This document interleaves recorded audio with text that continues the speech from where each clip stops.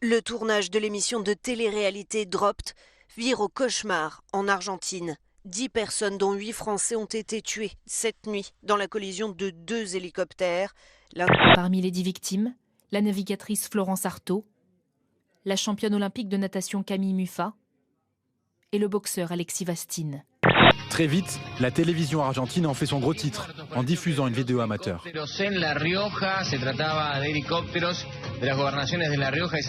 5 membres de la production, ALP, sont aussi décédés, ainsi que les 2 pilotes argentins des hélicoptères. Le patineur Philippe Candeloro, qui participait aussi à l'émission, a été témoin de l'accident.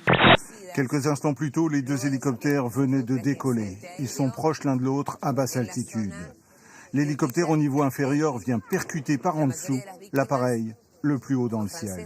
Vous les connaissez tous, regardez, Alain Bernard, sain et sauf. Philippe Candeloro, lui aussi miraculé, tout comme Sylvain Wiltord. Et on aperçoit également Jeannie Longo. Voilà, un accident tragique, malheureusement, a créé pour nous tous un bouleversement terrible. Pensons à toutes ces victimes, les 10, à nos 8 compatriotes, bien évidemment, à ces 3 sportifs de haut niveau qui représentaient beaucoup pour beaucoup de Français.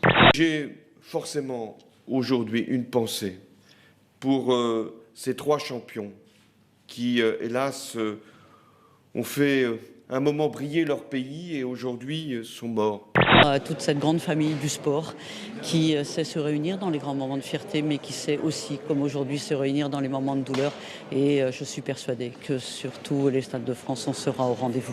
Le plus émouvant, sans doute, c'est ce message de Yannick Agnel, qui a posté ce tweet bouleversant. Camille Agnel qui perd une amie, pas elle, avec ses points de suspension. La journée commence décidément bien mal, il faut le dire. Beaucoup de tristesse, parce que c'est vrai que, comme tous les Français, j'ai une admiration certaine pour nos sportifs. Et voilà, si je peux me permettre un hommage à ces gens, à ces héros du sport et à leurs familles. Regardez cette photo, c'est le programme du Parti Socialiste et de l'UMP décrypté par Marine Le Pen. Proposition numéro 1, lutter contre le Front National. Proposition numéro 2, lutter contre le Front National. Proposition numéro 3, lutter contre le Front National, etc., etc. Certains se demandent si, en effet, en parlant, je ne fais pas le jeu, je mets des guillemets, du Front National. Si même je ne le mets pas au centre du débat. Curieux débat. Mais enfin, l'extrême droite, elle est déjà au centre du débat. Je pense qu'il ne se maîtrise plus. Je pense qu'en ce moment, on lui confierait même pas les clés de sa voiture, si vous voulez. Il paraît tellement excité, énervé, angoissé. Vous imaginez ça, vous pensez pas que c'est ayant perdu ses nerfs. Proposition 2592, lutter contre le Front National. Il faut qu'on s'arrête un moment sur le cas de notre Premier ministre. Il ne va pas pouvoir continuer comme ça, à perdre ses nerfs. Tous les jours, il nous en fait une.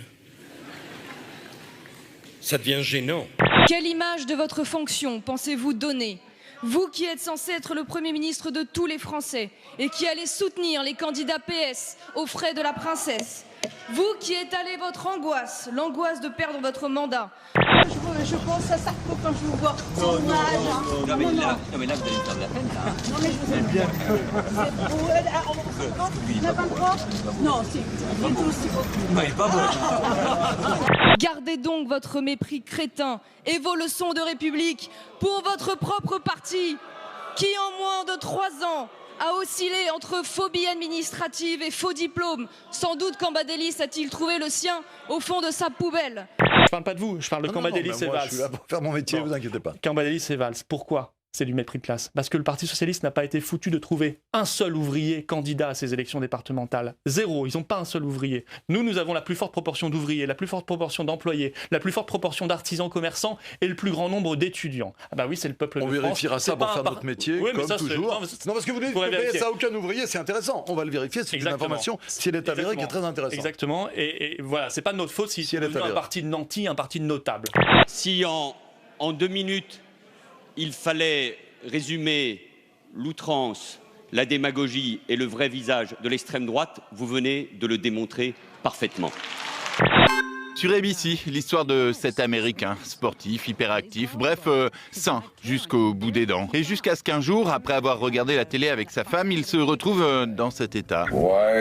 Et oui, complètement saoul, sans avoir bu une goutte d'alcool. Plus tard, il a un accident de voiture. Il n'a pas bu, dit-il, mais la police le contrôle et il a de l'alcool dans le sang. Il passe alors au vélo et tombe, saoul, sans avoir bu, encore une fois. Sa femme découvre alors cette maladie.